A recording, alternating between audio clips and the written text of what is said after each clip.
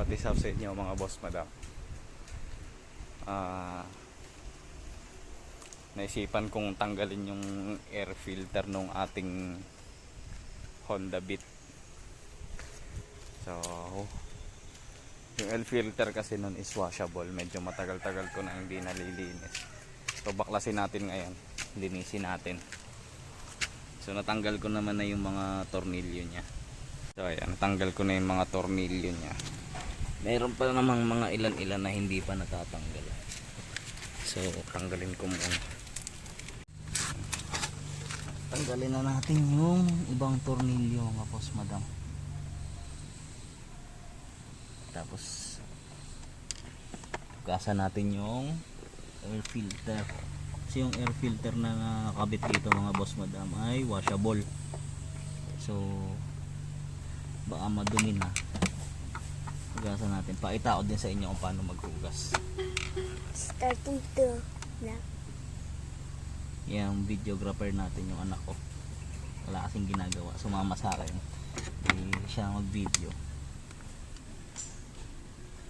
Hugasan natin ito. So ayan. Ayan, kita nyo mga boss madam. Unang gum. Ayan. Dumi na. Dumi na?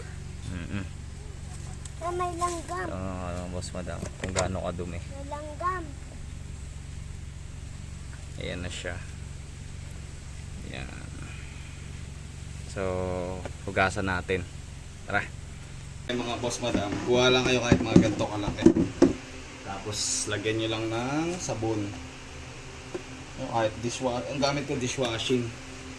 Pwede na siguro yan. Yan, pabulain nyo lang. Tapos pagbula, babad nyo lang siya mga boss madam. Babad, tapos kalog-kalogin nyo lang. Ayan o, matatanggal mga boss madam.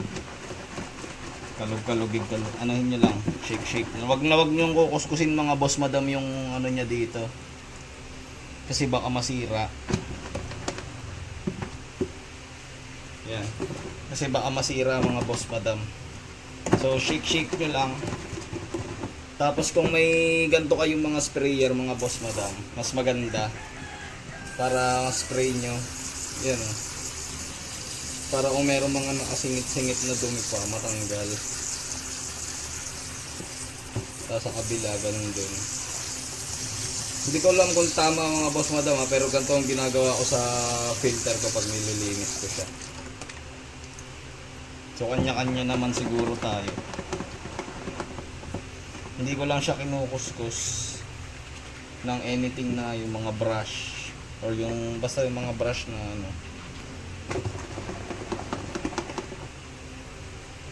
Tapos ganyan lang.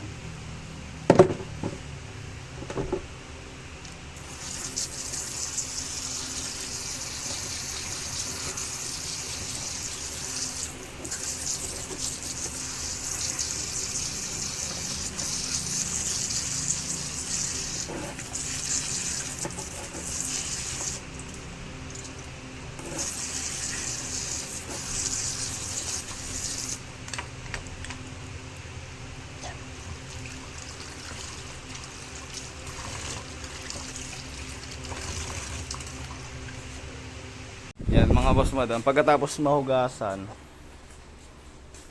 yan na, ibilad na lang natin siya sa araw.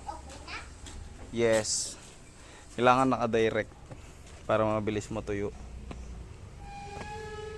So yun mga boss madam, natuyo na. Ikabit na natin ulit. Yan.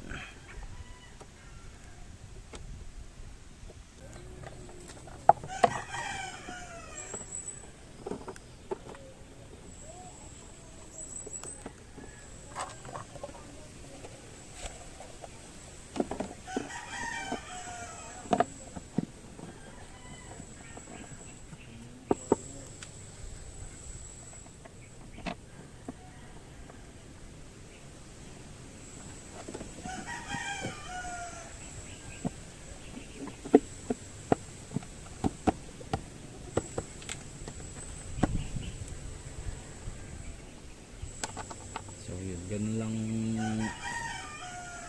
lang paghuhugas mga boss madam. Ganun lang ang ginagawa ko para ito naman kasing washable na filter, para to sa mga nagtitipid. Although di naman tinitipid yung motor, pero syempre diba, budget wise lang.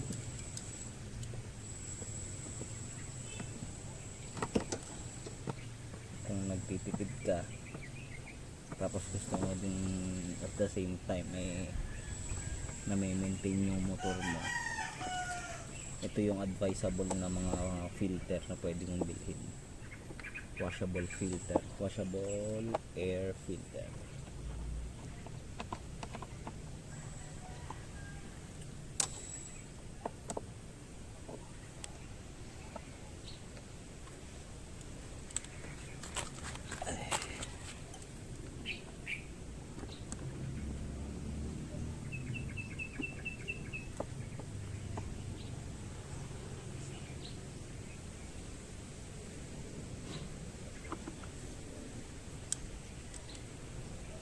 Pero syempre mga boss madam, mas maganda pa rin yung disposable na air filter.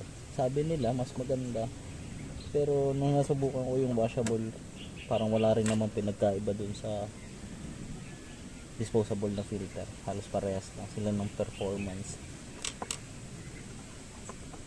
So yun lang guys, tapos na. Thank you for watching.